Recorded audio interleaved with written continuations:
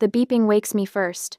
Rhythmic, insistent, the kind of sound that burrows into your skull and sets up permanent residence. I try to open my eyes, but my lids feel like they've been glued shut. When I finally pry them apart, fluorescent lights sear my retinas. Where am I? The answer comes in fragments. White ceiling tiles. That antiseptic smell that coats the back of your throat. The tight pull of something taped to my hand. IV line. Hospital. My throat burns.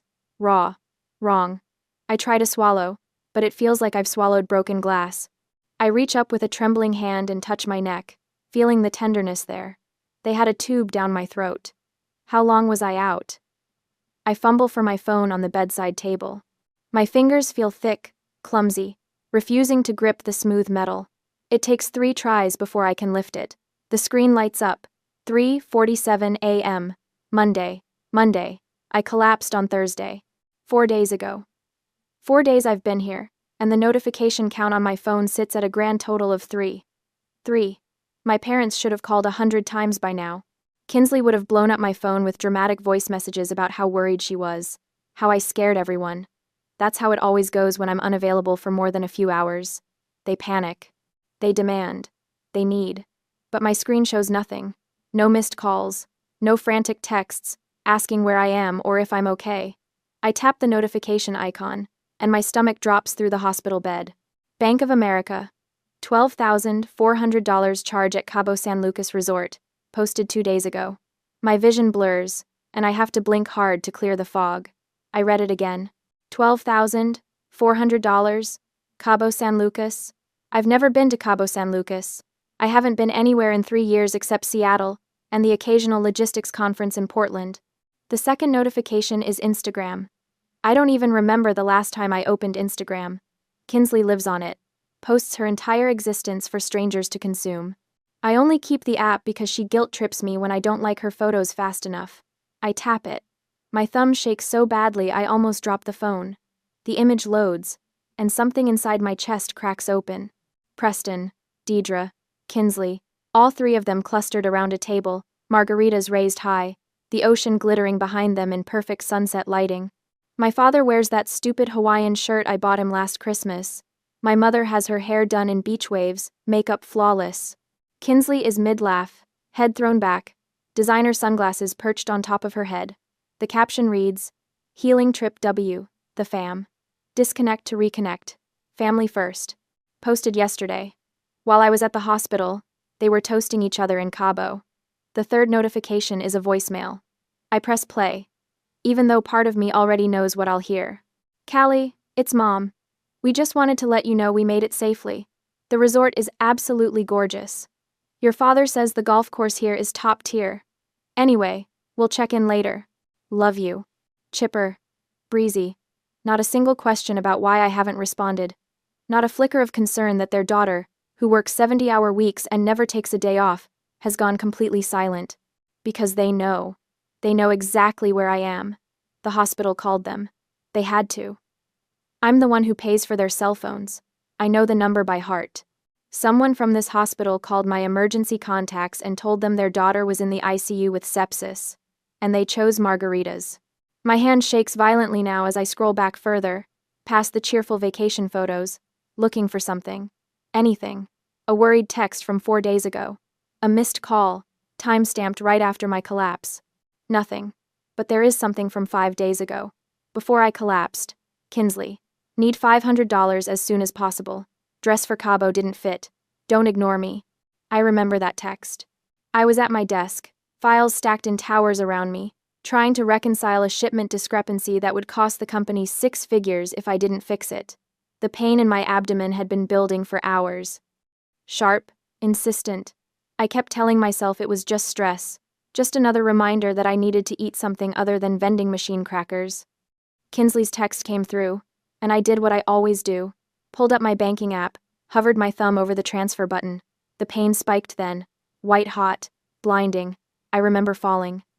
The cold tile of the office floor against my cheek. My phone still clutched in my hand. Kinsley's text still open on the screen. I remember thinking, even as the edges of my vision went dark, that I needed to send the money first. Kinsley needed that dress. It was important to her. I couldn't let her down. I collapsed, trying to fund their vacation while my organs were shutting down. The door to my room opens and I expect a nurse. Instead, I see Aunt Lenore. She's the only one who came. Preston's older sister. The one who has been estranged from the family for 15 years, ever since she refused to co-sign a loan for one of his investment schemes. She looks exactly like I remember. Steel gray hair cut sharp at her shoulders, eyes that miss nothing. You're awake. She crosses to my bedside, sets down a leather portfolio I recognize from her forensic auditing days. Good, we have a lot to talk about. How did you know I was here? My voice is a wreck, gravel grinding against stone. The hospital called me. You listed me as your primary emergency contact 2 years ago. She pulls up a chair, sits down like she's settling in for a long conversation. Smart move, sweetheart. I answered on the first ring. And my parents? Lenore's expression doesn't change, but something flickers in her eyes. Rage, maybe, or disgust. They answered too. The words hit me like a physical blow. They answered? Preston told the hospital the vacation package was non-refundable. Said he had a networking golf tournament the next morning that he couldn't miss. Your mother said you were probably being dramatic. Lenore leans forward.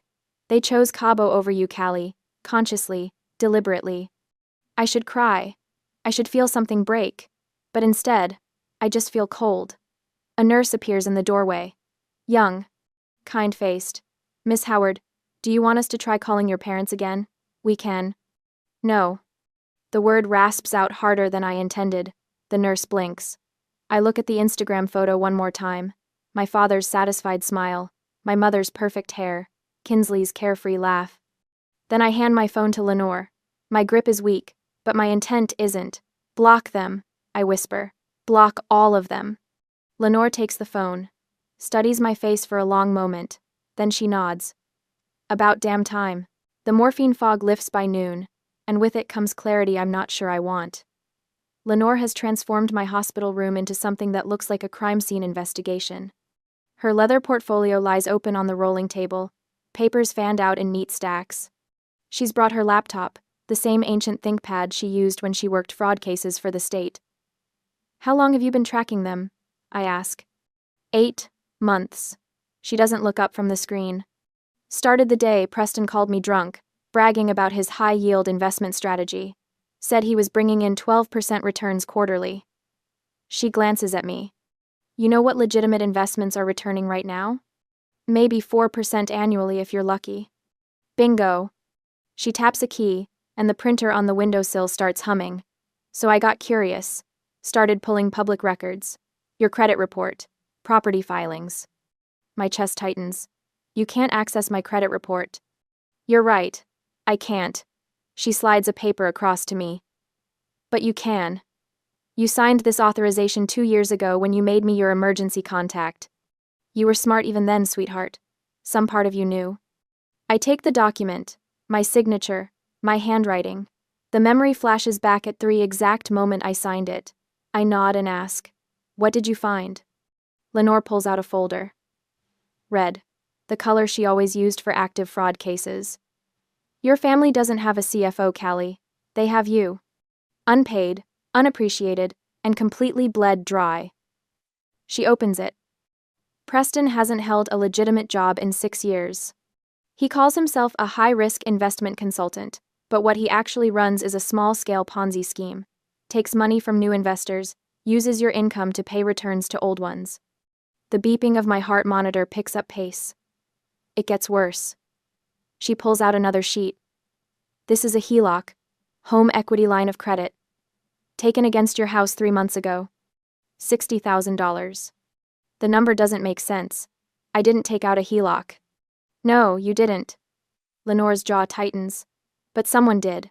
Someone who forged your signature and had it notarized by someone who should lose their license. I stare at the document. The signature looks like mine. Close enough that a bank wouldn't question it.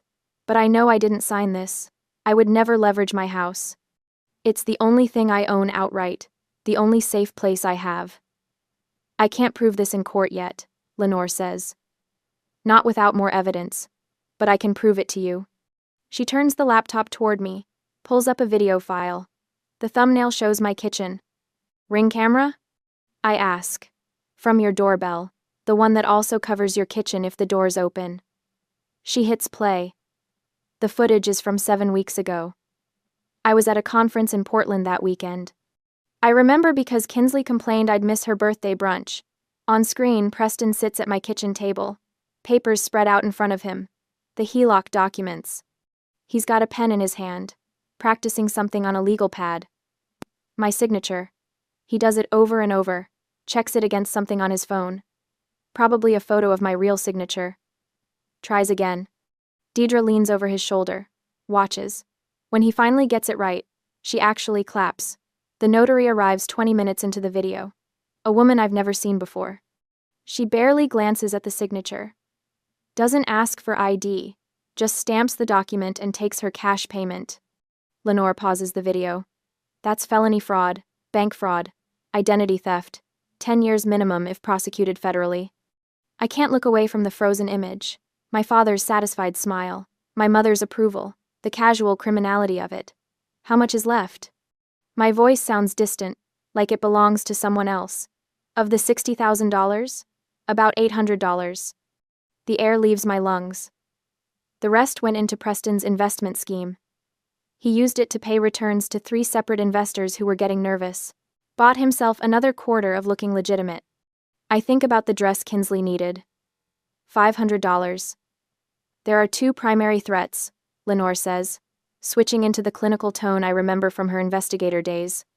Preston is the financial predator. He'll bleed you until there's nothing left, then declare bankruptcy and leave you with the debt. Kinsley is the reputation leech.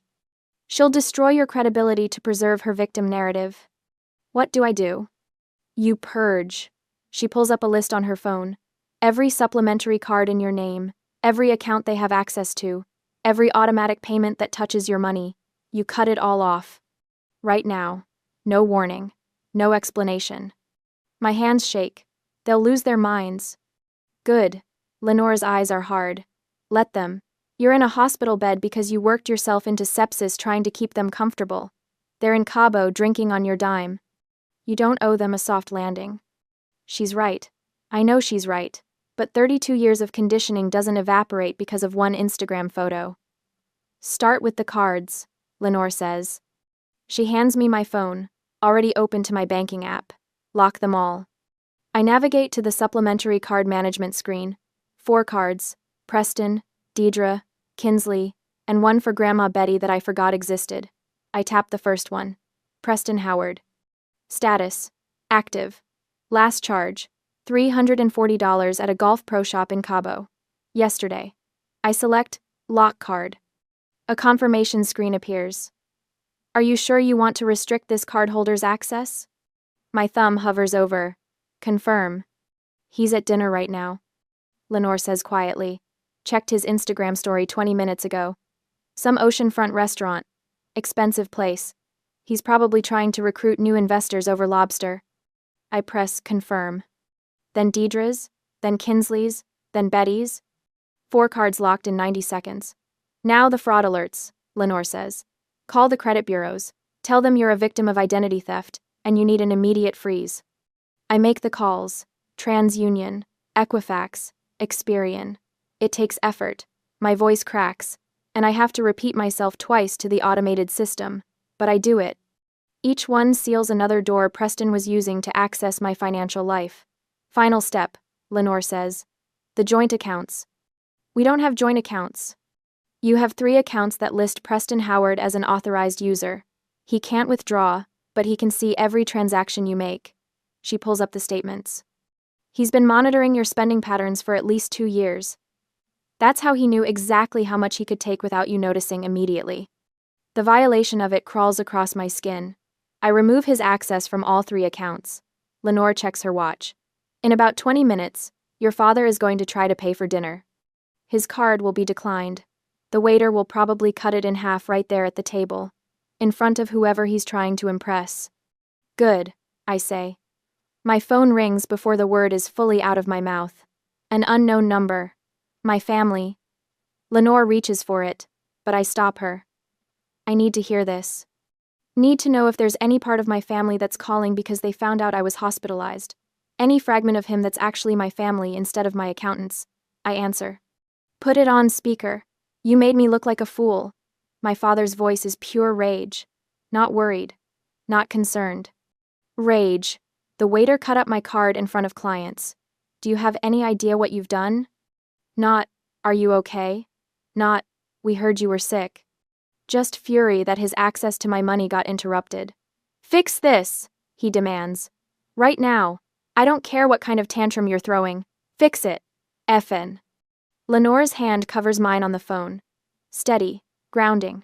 No, I say. What? No, I'm not fixing anything. Callie, I swear to God if you don't.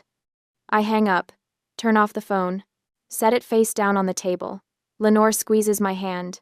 How do you feel? Like I just cut off my own arm. Like I can finally breathe. Like I'm going to throw up. Like I'm free. Terrified, I tell her. Good, she says. That means you're doing it right. 2 days after waking up, the discharge paperwork feels like a prop from someone else's life. 6 days. That's how long I've been here. 6 days of beeping monitors and IV antibiotics and nurses checking my vitals every 4 hours. 6 days of existing in this sterile bubble while my family imploded in real time. Lenore signs as my medical proxy, since I still can't stand for more than 10 minutes without my vision tunneling. The nurse wheels me out in the mandatory chair, and I hate every second of it, hate the weakness.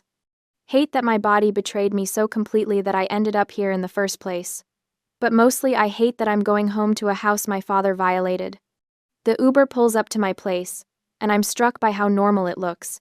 Gray siding, black shutters. The lawn needs mowing, but otherwise, everything appears untouched. Like the past week didn't shatter my entire understanding of my family. Lenore helps me up the front steps. My abdomen still aches with every movement, a constant reminder of how close I came to dying while they sipped cocktails. Inside, the violation becomes visible. Preston's coffee mug sits on my kitchen counter. Not washed. Just abandoned there like he planned to come back and finish it. Deidre's reading glasses are folded on the arm of my couch. The throw pillows are rearranged in that specific way she prefers, the decorative ones shoved to the corners. They were living here.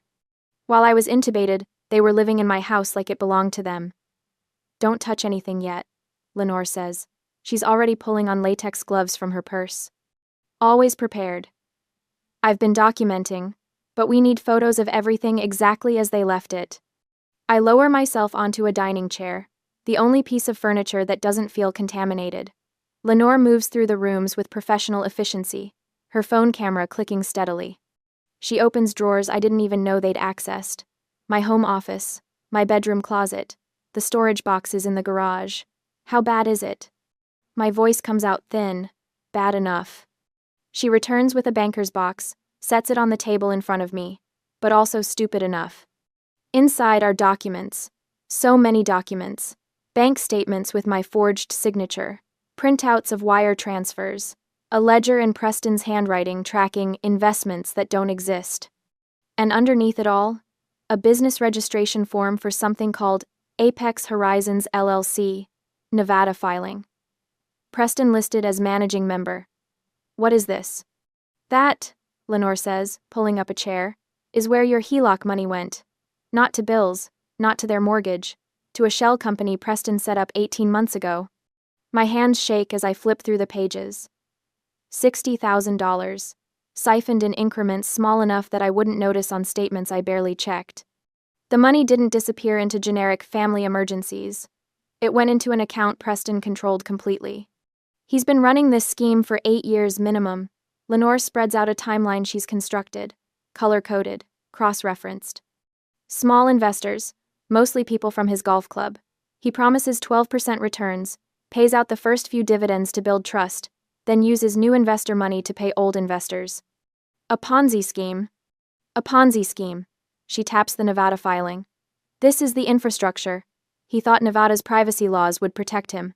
He thought you'd never look. I stare at the evidence, at the proof of my father's systematic fraud, laid out in neat columns. Part of me wants to feel shocked, but mostly I just feel cold. My phone buzzes. Grandma Betty. Again. She's called 4 times since yesterday.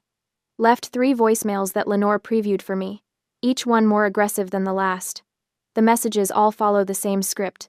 I'm selfish. I'm cruel. I'm destroying the family over a misunderstanding.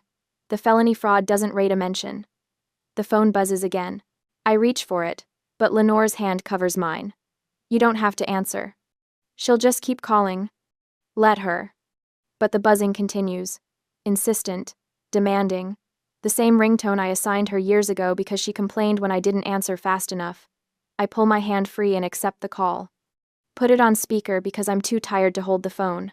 Finally. Grandma Betty's voice fills my kitchen, sharp and certain. Do you have any idea what you've put your parents through? They had to fly home in economy class, Callie. Economy. Your mother's back has been out for 3 days. I was intubated, Grandma. And that's very unfortunate, sweetheart, but you're fine now. Preston says you've frozen all the accounts over some billing confusion. You need to fix this immediately. Billing confusion?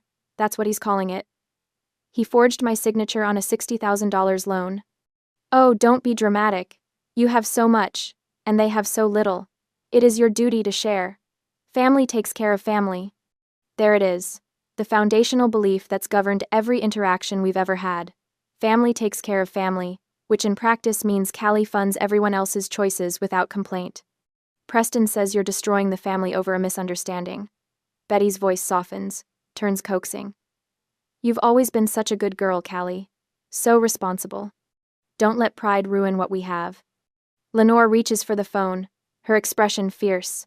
Ready to fight this battle for me. I stop her. This is mine. I take the phone off speaker, lift it to my ear. My hands still shake, but my voice comes out steady. Grandma, love isn't a line of credit. I'm done paying for my own abuse. Then I hang up. Silence fills the kitchen. Lenore stares at me like she's seeing someone new. My phone immediately starts buzzing again, Betty's name flashing on the screen. I decline the call. Block the number. The sudden quiet feels massive. That was the matriarch, Lenore says slowly. You just hung up on the matriarch. I know. She'll escalate. I know. Lenore's expression shifts into something I've never seen directed at me before. Respect, maybe. Or recognition. She pushes the banker's box toward me. Then you're going to need to see all of it. The other investors. The payment records. The complaints people have already filed with the state. I pull the documents closer. Force my exhausted brain to process what I'm seeing. 5 other investors besides me. All older men from Preston's golf network. All promised impossible returns. All paid back with money from the next person in line. This is prosecutable, I say. Extremely. Federal charges. Multiple counts. I look up at her. He's coming for the house, isn't he? Once he realizes the money's really gone. Lenore nods, her jaw tight. Yes.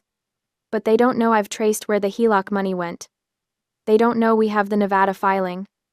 They don't know about the investor list. She leans forward, and I see the forensic auditor she used to be. The woman who took down corporate fraud rings and walked away clean. We have the leverage, Callie. We just need them to walk into the trap.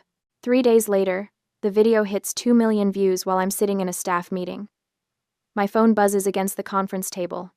Once, twice, 7 times in 30 seconds. I flip it face down, but not before I catch a glimpse of the notification. Kinsley Living tagged you in a post. Later, in the bathroom, I watch it. Kinsley's face fills the screen, mascara streaked artfully down her cheeks. Real tears this time, I think. Or maybe she's just gotten better at the glycerin trick. My sister left us stranded. She sobs into the camera. We had nothing, no way home. She cut us off while we were in another country because she couldn't stand seeing us happy for once in our lives. The comments scroll faster than I can read them. Narcissist. Hope karma gets you. Your poor parents. By the end of the day, 3 coworkers have asked if I'm okay. By the end of the week, my boss pulls me aside to discuss personal matters affecting workplace perception. Professional damage. Mounting. Exactly what Kinsley intended. 2 weeks after the video goes viral, Preston's lawyer sends the demand letter. Lenore brings it to my apartment on a Tuesday evening. I'm heating up soup I won't eat, trying not to think about the fact that my LinkedIn inbox is full of messages from people who've seen Kinsley's performance. Tenants' rights. Lenore reads aloud, her voice flat. He's claiming a verbal lifetime lease based on, quote, Decade of continuous residency and property management, unquote. I set down my spoon. He what? It's a stalling tactic. Ties the house up in court for years while he lives there rent-free. She flips to the next page. His lawyer is decent. Not great, but decent enough to make this expensive for you. The number at the bottom of the estimate makes my stomach turn. Legal fees, court costs. Years of my life spent fighting while Preston plays victim and Kinsley racks up views. I think about the Instagram photo. Ask. The margaritas. My father's satisfied smile while I was intubated. What do we do? Lenore looks at me over the top of the letter. We let him think he's won. The mediation happens in a conference room that smells like burnt coffee and desperation. Gray walls, gray carpet. A table so aggressively neutral it might as well not exist. Preston arrives first, lawyer in tow. He's wearing a suit I bought him 2 Christmases ago for a business opportunity that never materialized. Deidre follows, phone already out, probably texting Kinsley play-by-play updates. Kinsley herself slouches in last, filming everything on her phone until the lawyer makes her stop. I let my hands shake when I pour water from the pitcher. Spill a little on the table. Preston notices. Smirks. Callie. His voice carries that false warmth he uses when he wants something. We don't have to do this. We're family. I don't answer. Let my silence read as fear instead of fury. Lenore sits beside me, playing her part. Weary advisor. Tired of fighting. She's dressed down for this, wore her oldest blazer, left her forensic auditing credentials off the table tent with her name. Preston's lawyer starts talking. Demands. Concessions. A formal acknowledgement of their residency rights, 6 months minimum before any eviction proceedings, plus a monthly stipend for displacement hardship. The words blur together. I focus on my breathing, in for 4, out for 4. The technique my therapist taught me for panic attacks works just as well for calculated performance. Miss Howard. Preston's lawyer leans forward. Your father has been very patient, but he's prepared to take this to trial if necessary. The publicity alone. We have a proposal, Lenore interrupts. She slides a document across the table. Single page, dense text. The header reads, Affidavit of Residency and Management. Preston's lawyer picks it up, skims it. His eyebrows rise slightly, but he keeps his face professionally neutral. What is this? A compromise. Lenore's voice is exhausted. Defeated. Oscar-worthy. Callie will agree to a 6-month extension and a modest monthly stipend. In exchange, Preston signs this affidavit, confirming he resided at the property as his primary residence and exclusively managed household finances for the past 10 years. I watch Preston read over his lawyer's shoulder, see the exact moment he thinks he's won.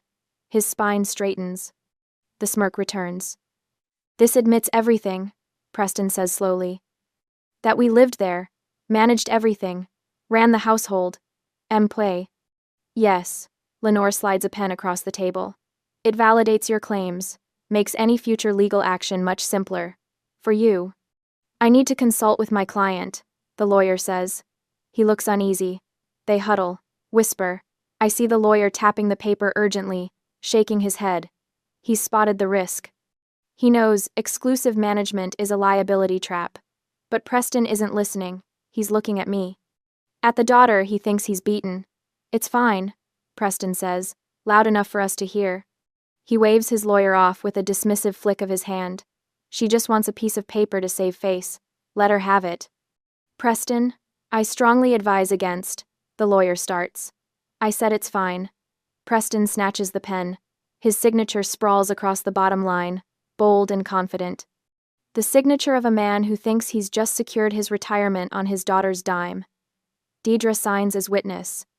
So does Kinsley, her handwriting looping and dramatic. They leave 20 minutes later, high-fiving in the hallway. I hear Kinsley's laugh echo back through the closing door, sharp and triumphant. The door clicks shut. Lenore's exhausted demeanor vanishes like somebody flipped a switch. She picks up the signed affidavit, holds it up to the light streaming through the window, checking the signatures one final time. Then she smiles. It's not a nice smile. It's the smile of a forensic auditor who just got exactly the evidence she needed, gift-wrapped and notarized. They just signed their own death warrant. I stare at the document. At Preston's confident signature. What did we do?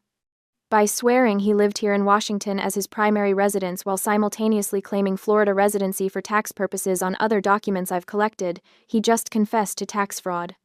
Lenore sets the affidavit down carefully, reverently. And by admitting he exclusively managed household finances, he just linked himself directly to every transaction from the Ponzi scheme accounts. The trap.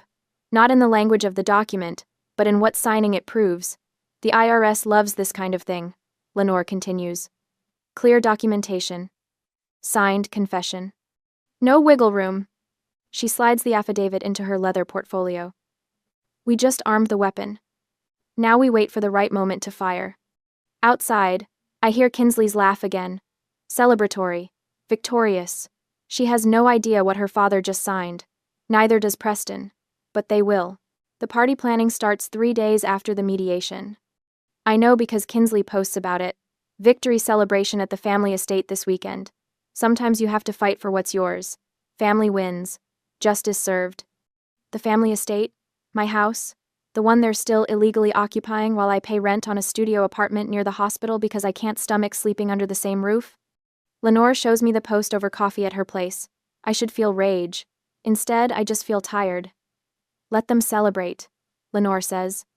She's wearing reading glasses, scrolling through something on her laptop. Hubris makes excellent seasoning. For what? She turns the screen toward me. It's a Reddit thread. The title reads, "Help me find proof my coworker's sister is lying about her narcissist story." My chest tightens. Who posted this? Sarah Chen from your logistics department.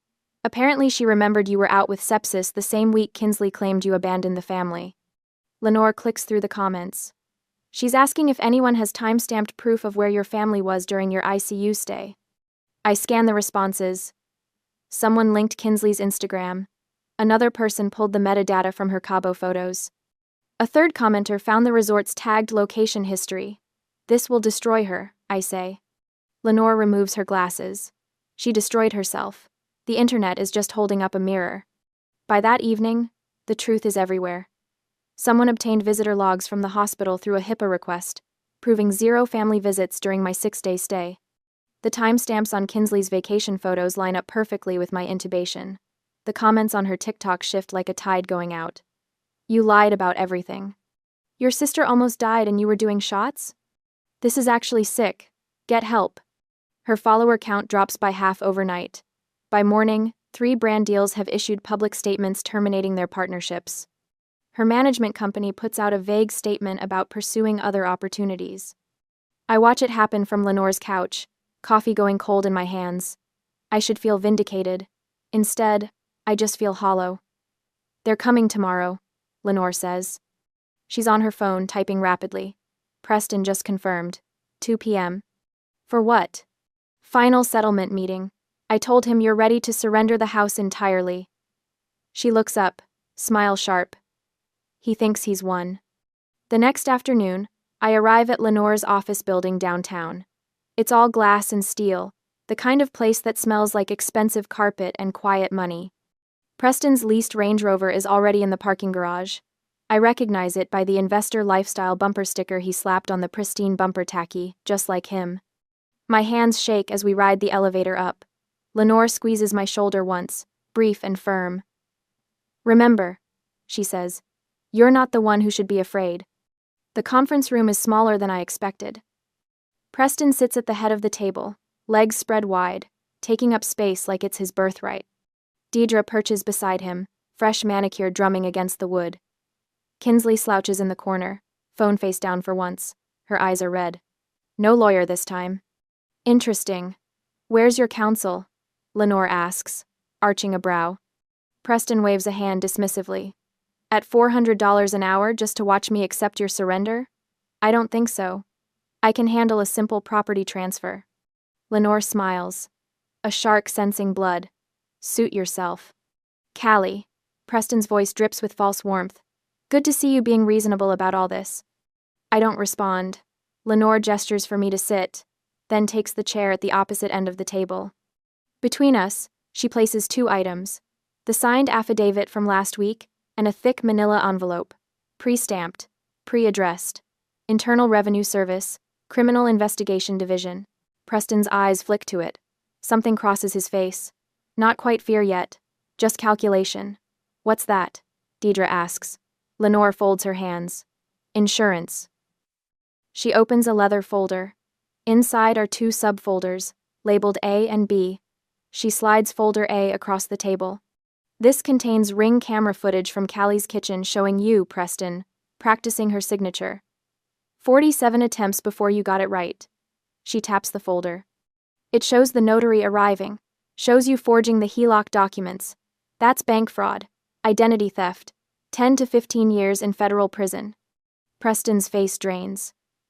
That's not what that is. I was just... The notary already cooperated with authorities. He's willing to testify in exchange for a reduced sentence on his other cases. Lenore doesn't raise her voice. Doesn't need to. Folder A goes to the FBI if you walk out that door without signing the voluntary surrender. Deidre makes a small sound, almost a whimper. Lenore slides folder B forward. This one's even better. Remember that affidavit you signed last week? The one where you swore under oath that you lived in Washington as your primary residence, while exclusively managing all household finances? Preston's hands curl into fists. That's interesting, because your Florida driver's license says you're a resident of Orlando. So does your tax return from last year. And the year before. And every year since 2016.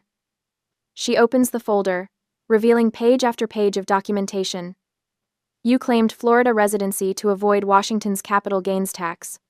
But you just signed a legal document admitting you lived here. That's called tax fraud, Preston. I'll recant. His voice comes out strangled. I'll say I was confused. Then I mail both folders to federal investigators and you get charged with perjury on top of everything else. Lenore leans back. But wait, there's more. She pulls out another set of papers. Financial ledgers, bank statements, names I don't recognize. By admitting you managed Callie's household finances, you legally tied yourself to every account that received funds from her income, including the Nevada Shell Company, including the investment scheme accounts. She spreads them across the table like a poker hand. We have 12 investors ready to file complaints. We have wire transfer records. We have your signature on documents promising returns you knew you couldn't deliver. Those were legitimate investments, Preston says, but his voice cracks. Then you won't mind explaining them to a grand jury. Silence fills the room like water rising. Deidre is crying quietly. Kinsley stares at the table, motionless. Preston looks at me finally. Really looks at me. Callie, sweetheart, this is your aunt twisting everything. You know me. You know I'd never deliberately hurt you. We're family. His voice shifts, takes on that wheedling tone I've heard 1,000 times. We made mistakes. People make mistakes. But we raised you. We loved you. Doesn't that count for something? Once, that tone would have shattered me, would have pulled me right back into the cycle. Now I just wait for Lenore to finish. She taps the pre-stamped envelope. Here's how this works. You sign the voluntary property surrender right now. You vacate within 24 hours. I file a simple eviction on record. No criminal charges. You walk away with your freedom. Or, Preston asks, or you refuse, and this envelope goes in the mail the second you leave. FBI, IRS, every investor complaint filed simultaneously.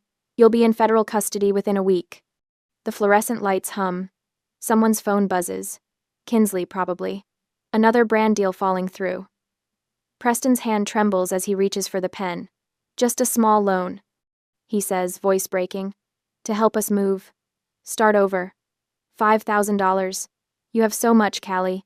Just $5,000. Every cell in my body recognizes this moment. The final test. The last chance for old patterns to reassert control. Old Callie would have checked her bank balance before he finished the sentence. I stand. Look him directly in the eye. No. One word. Clean. Final. His face crumples. Not with sadness. With rage. With disbelief that his asset is refusing to perform. He signs. 18 hours later, I stand in my house while Lenore changes the locks. The place is empty except for the furniture I bought. They took their clothes, Preston's files, Kinsley's ring light setup. Nothing else. The silence is extraordinary. My phone buzzes. Grandma Betty's name lights up the screen. I let it go to voicemail. already knowing what it'll say. Family betrayer. Ungrateful. Cold-hearted. I delete it without listening. Through the window, I watch the sunset, paint my neighborhood in shades of copper and gold. My abdomen still aches sometimes, phantom pain from the sepsis, but my chest feels light, free. The house sells 3 months after the eviction. I watch the closing documents slide across the table at the title company, my signature steady where Preston's once trembled. After paying off the fraudulent HELOC, there's no profit, just zero. A clean slate where contamination used to be. I take the last check and walk out into rain. My new apartment overlooks Puget Sound from the 3rd floor of a 1,970 building in Ballard. 800 square feet, 1 bedroom, a balcony barely wide enough for 2 folding chairs. It costs half what the house did, and when I wake up here, my chest doesn't feel like someone parked a truck on it. No ghosts, no debts, just mine. 6 months after the eviction, I meet the first grant recipient in a coffee shop near Pike Place Market. Her name is Rebecca, 28. Shaking hands, clutching a folder of financial documents she's afraid to open. My brother took out credit cards in my name, she says. I didn't know until collections called my work. I recognize the look in her eyes. The shame that doesn't belong to her but sits there anyway, heavy as a stone. You're not responsible for what he did, I tell her. You're only responsible for what you do now. She cries. I hand her tissues and the grant paperwork. $5,000. Enough for a security deposit and first month's rent somewhere he doesn't have the address. How did you stop feeling guilty? She asks. I think about that for a moment. The truth is complicated. Healing isn't linear. Some days I still wake up and reach for my phone to check if they've texted. But most days, I don't. I stopped confusing love with sacrifice, I say finally. Real love doesn't cost you everything. That afternoon, my phone buzzes, the same notification tone from that ICU room months ago. My body freezes, old programming trying to boot up. It's an email. Subject line, emergency, kidney surgery. I stare at Preston's name in my inbox. My thumb hovers over the delete button, but something stops me. Curiosity maybe. Or the need to see if I'll still feel that old pull. I open it. Callie, I know we haven't spoken, but I need your help. Emergency kidney surgery next week. Insurance won't cover everything. The hospital needs $8,000 up front or they'll cancel. I'm sorry for everything that happened. I know I made mistakes. But I'm your father. Please. The words are precision engineered. Medical crisis. Apology. Blood relation. Every pressure point he installed in me since childhood, pressed in exact sequence. In the past, I would have called the hospital to verify. I would have at least Googled it, or I might have felt guilty for not caring. Now, I just forward it to Lenore, without reading the rest. Her response comes back in 4 minutes. Outpatient procedure. Kidney stone removal. Insurance covers 100%. He posted about his minor procedure on Facebook yesterday with laughing emojis. I delete the email. No hesitation, no second thoughts, no knot in my stomach. I walk to my balcony with a cup of tea. The sound stretches out gray and restless under low clouds. A ferry cuts through the water, lights bright against the coming dusk. Seagulls wheel overhead, their cries sharp and clean. I breathe in salt air, exhale slowly. This is peace. Not the absence of noise, but the presence of boundaries. A fortress I built brick by brick, learning that walls aren't always meant to keep people out. Sometimes they're just meant to keep you safe inside. My journal sits on the small table. I open it to a blank page and write. Silence isn't an absence of noise. It's a fortress I built to protect my peace. Then, below it. They taught me love was sacrifice. I learned love is also boundaries. The sun breaks through the clouds for just a moment, turning the water gold. I close the journal and let myself smile. Not because everything is perfect, but because everything is finally mine.